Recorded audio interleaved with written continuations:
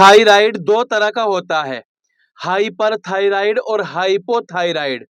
आज मैं हाइपोथायराइड का इलाज बताने वाला हूं, क्योंकि बहुत सारे लोगों को हाइपोथायराइड ही होता है। सबसे पहले तो मैं बतला देता हूं कि हाइपोथायराइड क्यों होता है और इसकी निशानी क्या होती है। जो हार्मोन्स बनाने वाला पार्ट होता है बॉडी का, वो हार्मोन्स अपनी जो मिकदार है, जो तादाद है, उससे कम, यानी जितनी बनाने होते हैं ना हार्मोन्स, इतने नहीं बनाता, उससे कम बनाता है।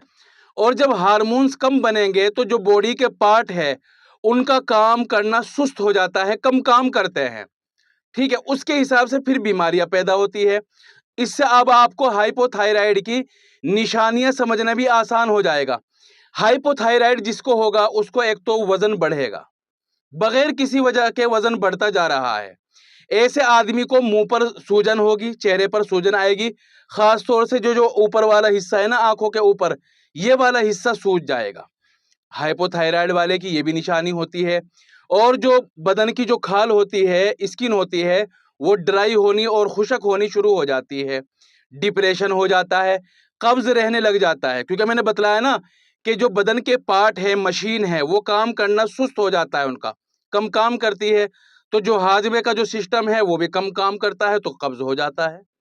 बीपी लो रहता है, डिप्रेशन हो जाता है, एंजाइटी हो जाती है, आवाज भारी हो जाती है, बाल टूटने लग जाते हैं। और इसी तरह ठंड महसूस होती है, सर्दी, वैसे तो सर्दी सबको ही लगती है, लेकिन हाइपोथायराइड वाले को कुछ ज्यादा सर्दी लगती है।